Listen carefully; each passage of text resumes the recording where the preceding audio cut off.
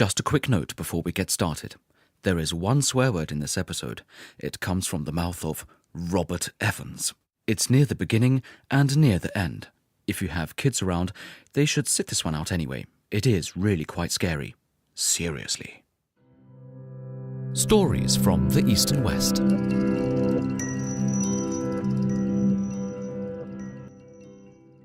Hi, John. Hey, Adam. How's it going? Good.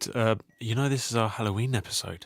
Oh, you're kidding me, right? I can't be dealing with anything scary right now. You're going to have to, I'm afraid. I have a question for you. Go on, then. Do you like scary movies? It's funny you should ask that, but unfortunately the answer is no. Yeah, personally, I kind of avoid them as well. I'm easily freaked out. I'm not surprised, mate. One film that really freaked me out when I watched it years ago is something so awful, so heinous, so despicable. What was it about? A baby. Terrifying. No, seriously. And we're going to tell the listeners why.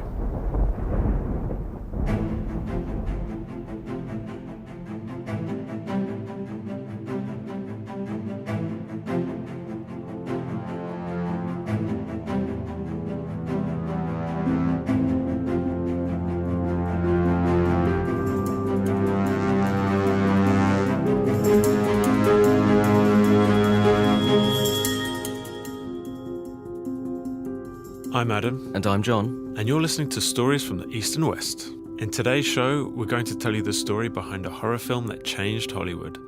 An outstanding, seminal work where European influences fused with the American studio system to bring audiences a riveting and frightening experience. This is, one of the few films, I think, in the history of cinema that I really couldn't find any problem with. It's just about perfect. That's the voice of Michał Oleszczyk. I'm a lecturer at the University of Warsaw, Artes Liberales department, and I'm also a film critic.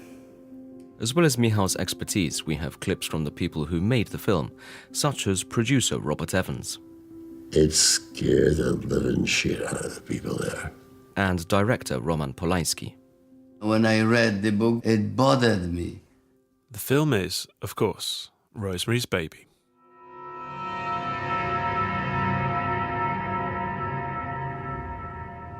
Painting the scene for us is Michał Oleszczyk.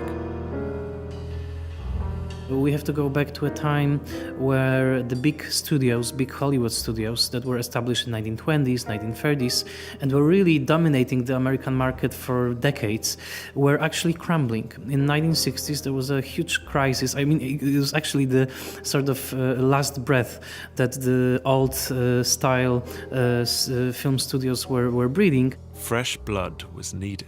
In the mid-late 1960s, Roman Polanski was really something of a phenomenon because his very first feature that he shot in Poland, Knife in the Water, which was 1961, was so well received internationally. Nie wypływa. Słyszysz? Nie wypływa. Bądź spokojna. It was the first ever Polish nomination for Best Foreign Picture Oscar, but also it was hugely successful, really worldwide. He was this hot young talent who left Poland, moved to London, and there he created movies like Repulsion, for example. 1965. And Cul-de-sac. 1966. They were so different, they were so distinctive in terms of style, in terms of the tone, which was somewhere between horror, comedy, social commentary. Repulsion, a frightening film that takes the everyday world and distorts it, taking you inside the mind of a girl driven to insanity. In 1967, along came a best-selling novel by Ira Levin called Rosemary's Baby. It was about a young couple who move into an apartment building and become embroiled in a satanic plot. A movie adaptation was inevitable. He was not the obvious choice to direct Rosemary's Baby, which I think was first scheduled to be directed by William Castle, who was really a master of this sort of old-type formula horror movie from the mainly 1950s. Your attention, please. During every suspenseful moment of the running of the motion picture macabre, the life of everyone in the theater will be insured by Lloyd's of London for $1,000 against death by fright. However, even Lloyd's of London will not grant coverage for any person with a known heart condition or for suicide by any member of the audience. And really, it was the imagination and the good fortune of Robert Evans, who was the head of production then at Paramount Pictures and was sort of this young, very imaginative producer. Evans decided the B-movie master Castle should stick to a producer role on the film. It was too good for Bill Castle. He knew the potential of the novel, and he wanted someone with distinctive and original style to direct the movie. So I gotta have a special kind of person to put Rosemary's Baby onto a screen. There's one director who I had seen his work, from Knife in the Water to Cul-de-sac. And it was Robert Evans who decided that this movie will be given to Polanski. I was fascinated with him. This is a talent. He could make this jump out of the screen. Thanks to Evans, who was this very imaginative producer, Polanski, what he could do was to put the resources of a big studio like Paramount to make a movie basically on his own terms. And that was the brief period in American movies from late 60s till mid-70s when that was possible, when people like Scorsese and Altman and many others actually used all the studio resources and the sort of last period of their existence in the old form to make very, very original films. You talking to me? You talking to me? Well, then who the hell else are you talking? You talking to me? Well, I'm the only one here. And in Poland, well, Polanski was used to a different kind of work because, of course, Polish film industry at the time was completely state-funded, so there was no studio to cope with. There were really no financial constraints to that extent. However, there was this political force, censorship of an authoritarian state, which actually made itself known, and Polanski felt it very acutely when he presented Knife in the Water, and it turned out that the authorities didn't like it at all for many reasons, but mostly because it presented a lifestyle that in the view of the authorities was too cosmopolitan or too bourgeois for a communist country to present. So they didn't like Polanski at all. Leaving the communist regime studio process and ending up in the Hollywood studio process was never going to go that smoothly. The collaboration between them, between Polanski and Evans, wasn't entirely without problems. There were some tensions. Polanski at the time wasn't that well versed in this sort of very strict Hollywood way of making and producing movies. So there was friction at one time. But also it was very clear from the very start that he was bringing so much freshness with his approach, with his style, with his directing talent, that everyone knew that the movie being made is actually very special, and it will be quite something, and it will be different. And that's exactly how it turned out. And of course, he took some people with him because the composer of the film, Krzysztof Komeda, was of course someone that Polanski knew from his Polish years.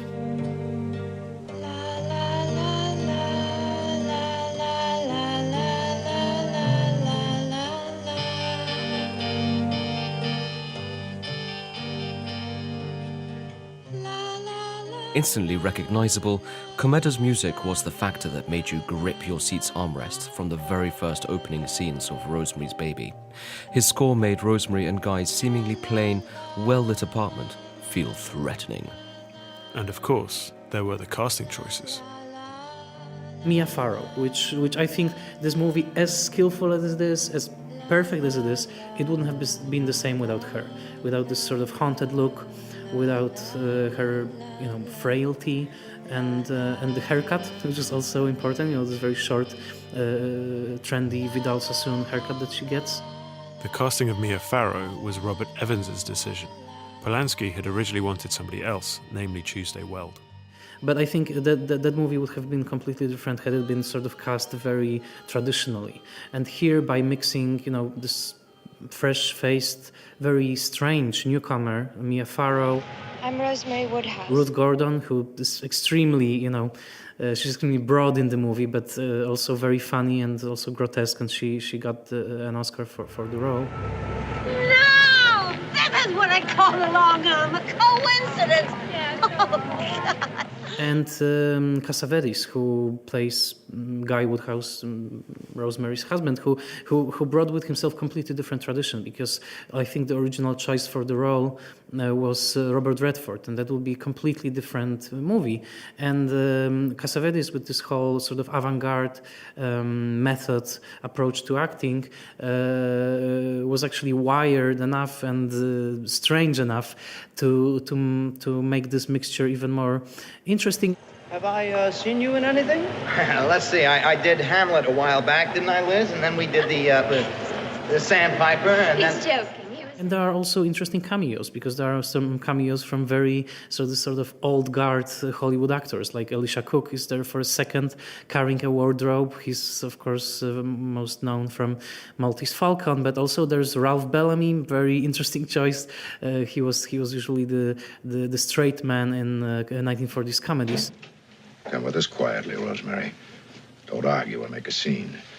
Because if you say anything more about witches or witchcraft, we're going to be forced to take you to a mental hospital. So I think there was a huge intuition at work when Polanski was casting this movie, and he chose a perfect mixture. And then, of course, the actors had to perform their roles. Mia Farrow, in particular, was put through a lot during filming. Ask him to call me back right away, please. My number is 475-2598. It's an emergency. I'm in a phone booth. All right. Right after the phone booth scene, Roman and I walked right into traffic, and I remember Roman saying, "Don't worry about it, nobody will hit a pregnant woman." And I said, okay, but he operated the camera himself, because you can't ask somebody other than me. But we would have probably been killed had they not. We just walked into moving traffic, and they did indeed screech to a halt. And we did it like 3 times. Roman was quite a bit over schedule. But with it all, I think the picture cost $2,200,000 or something like that. And what he got on the screen, it's not normal. You have to be a little, not bent, but a little different. And he's a little different and brilliant at the same time. Robert Evans there, master of understatement. It wasn't just different, it was disturbing. What made it mess with audiences' minds so much was how realistic it all seemed. It was all about Polanski's approach to the original story. When I read the book, what was upsetting me, that there was, the real devil in it somehow behind. And, being philosophically a realist and agnostic at the time, I would say, it bothered me. So I thought that I can get around it by creating a film in which the idea of devil could be conceived as Rosemary's folly. There's no cut and play, nonsense, no machinery. It's the mind. And he knows how to manipulate the mind. And to manipulate the mind on film and make it work is one piece of art. The film is set around a dusty old apartment building. Any special effects are almost non-existent. Realism was the most important thing.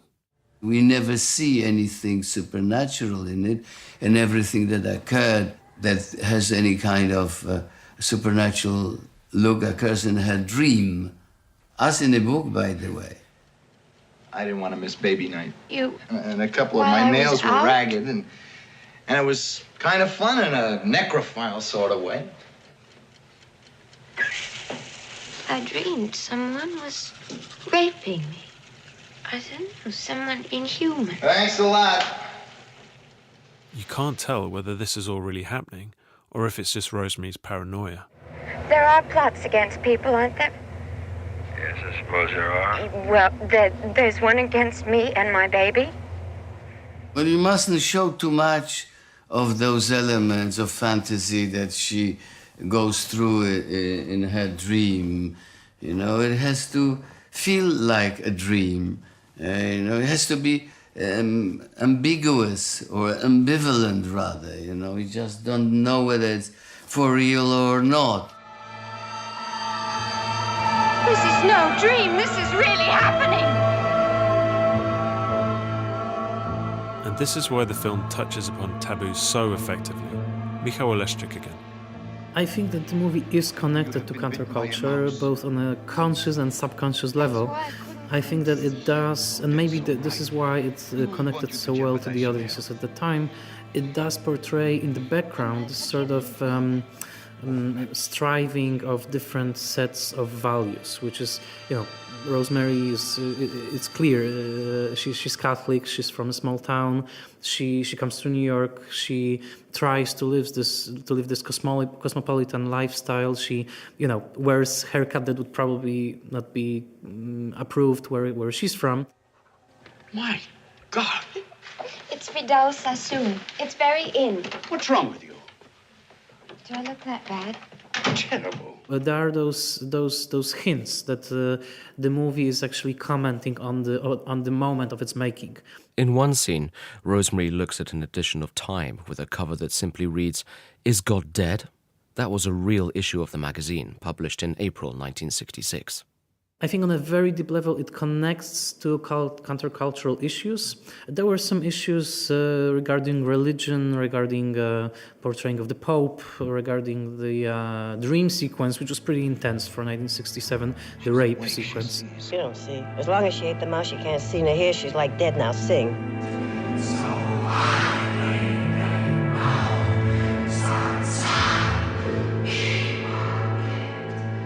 So yeah, I mean, some people were, I guess, offended, but they weren't that offended. I mean, they will be much more offended in a couple of years when The Exorcist will be made. But no, this movie electrified everyone because I think on very deep level, I mean, not only did it work as a very effective horror movie, I think it's also connected to this sort of very primal fear of, you know, for example, having a deformed baby, which is, so I think, a deep undercurrent of the whole story. It hurts so much. I'm so afraid the baby's gonna die. When did the pain start? November. November? What? You have been in pain since November and he's not doing anything to help? I think it connects to something very, very primal. You know, the mother's fear of giving birth to something that is not fully formed or is actually deformed. I think the movie touches you on a very, very primal level in that respect. It also touches on how Rosemary is essentially a prisoner, kept in check by people pretending to be nice to her. It's one of the most disturbing aspects of the film. Come on, the old bat slaved all day. Now eat it. I don't like it. It's delicious. Here, you can have mine. All right, don't eat it. There's always something wrong. Oh, if it's gonna turn into a big thing. Look, if you really can't stand it, just don't eat it. It's delicious. No undertaste at all. I don't think it was made as a countercultural statement. I think it's a movie that connects to the zeitgeist, and sort of that's also why people responded to it so well. Of course, retroactively, after the tragedy that will befall Polanski and his wife Sharon Tate, people will connect the dots in a paranoid way, and they will say that, you know, this was the moment where he, you know, crossed to the dark side or whatever, and they will come up with all sorts of ridiculous narratives about him. Yes, there are rumours about the film being cursed. After all, when you're dealing with this sort of subject matter, maybe those sorts of whispers are inevitable. Sidney Blackmer was the kindest man you could ever meet. And I remember him saying he had to do Hail Satan, Hail Satan. Somebody on the set, and I think it was Sidney, said, no good will come of all this Hail Satan business. And fortunately, I didn't have to say Hail Satan. I had to say, oh God, oh God. Oh!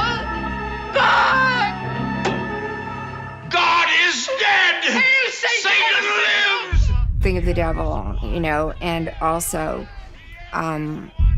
especially, I guess, the end with everybody hail Satan and the birth of the devil, and that's the way it's kind of left. It was unsettling. The air is one! Hey! The air is one! God is one! The air is one!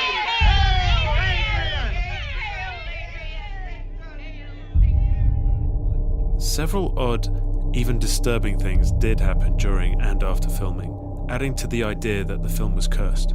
The score's composer Krzysztof Komeda fell off a hill, as witnessed by his friend, the writer Marek Chłasko. The fall caused a brain hemorrhage and Komeda fell into a coma before dying a few months later. Chłasko himself died a couple of months after Komeda of some sort of overdose. Producer William Castle went into kidney failure soon after the film's release. The musician John Lennon was murdered when he was staying at the Dakota, the apartment building used for the external shots of where the characters live. Most disturbing of all, Polanski's wife Sharon Tate was murdered along with some friends of theirs by a group led by Charles Manson, an event that many say put an end to the optimistic hippie era of the 1960s. But is this all coincidence, or is there really a curse around the film? I don't comment on that. I don't know. People like to put coincidences into frameworks that are not always true. So I have no comment on that, but I think that everyone that was involved in the picture definitely has something to be proud of. That's definitely something that can't be argued with. The film was both a critical and commercial success. Mind you, one piece of supposed bad luck was actually to do with its main rival at the box office, Robert Evans again. The Detective and Rosemary's Baby opened the same day in June. The Detective starred Frank Sinatra, a huge star at the time. He was also Mia Farrow's ex-husband. She'd actually been served the divorce papers on the set of Rosemary's Baby. The Detective opened in good business, but Rosemary's Baby was a blockbuster.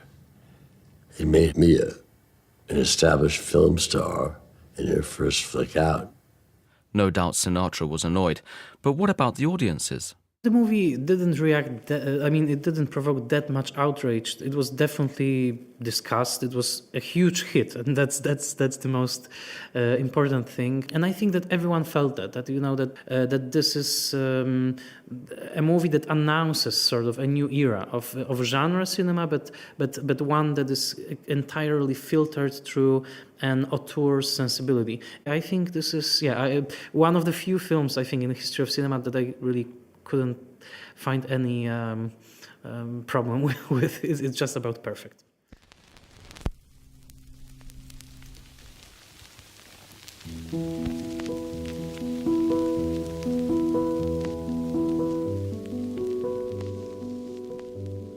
Despite being nearly 50 years old, the film's realism means it hasn't really aged.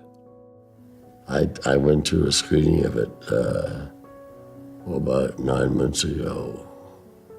It scared the living shit out of the people there. The movie hasn't dated at all. I mean, when you watch it today, it could have been made yesterday, basically. Apart from design and apart from the fact that a young, striving marriage couldn't possibly afford an apartment in Manhattan today, but they would probably choose someplace else. But apart from that, I think it's a movie that is completely young and fresh and still inspiring. It's also inspiring because it was part of a bigger movement. Europeans were moving to Hollywood. Cinema was changing. Absolutely. That was a perfect time to invite people from all over, because the first wave of new waves, like French New Wave, for example, or Italian New Wave, actually were coming to a crisis in Europe, and some of the very interesting directors were lured sort of to the States to make their movies over there. Well, 1 year after Polanski, Miloš Forman was already making his American debut in Taking Off. This influx can be seen as the beginning of independent cinema breaking into the Hollywood system. Ivan Passer, Jan Kadar and Ermal Klos, I'm sticking only to Eastern Europeans here, they were all asked to make movies with various amount of success. I mean, Forman was of course hugely successful, and he moved on to making very big movies in the 70s. One Flew Over the Cuckoo's Nest being a particular landmark. Passer was sort of less successful, but also made some interesting films like Born to Win. But Polanski, I think, was probably the most talented of them all, the most versatile, and the one who was most in love with classical genre formulas, because he really loved film noir, old American movies, and he made many movies that redefined genres. Like Rosemary's Baby definitely redefined the horror movie. Chinatown redefined gangster film. So he was I think in that respect quite exceptional. It was the beginning of a new genre. Well, The Exorcist followed The Omen, there are several films that Rosemary's Baby de-virginized. I think that the main thing that it changed in terms of the genre was that it completely detached the genre from the sort of antiquated sense of a fake set, sort of gothic old style horror movie. It put you right into a modern city, New York City, and it found the source of the horror within the city itself, but also within the character mostly. And this is something that stays with us, I think, right until now. The sense of paranoia, the sense that really the scariest thing of them all is your psyche, and I think that's very much true. And that is the reason why the movie hasn't dated at all. So really, what else is there to say other than, if you haven't seen this film, you absolutely should. And if you've already seen it, we hope we've made you want to see it again. Fantastic. Absolutely fantastic. This episode of Stories from the East and West was a Wirewalker studio production for Culture.pl. Our team included Wojciech Oleszczyk, Adam Żuławski, John Beecham, Nitzan Reisner, and our intern Michael Keller. A big thanks to Michał Oleszczyk for joining us on this episode. Be sure to follow him on Twitter at Michał Oleszczyk. You can also find the link to his page in the show notes. We'd also like to thank the Criterion Collection for all their help. To see the notes from this episode, just tap the show art in your podcast app or visit storiesfromtheeastandwest.com. If you enjoyed the show, make sure to subscribe for future episodes. If you're already subscribed to the show, we'd just like to let you know that we're making a slight change to the publication schedule. From now on, Stories from the East and West will appear in your feeds every 2 weeks. Thank you all so much for your support since we launched 2 months ago.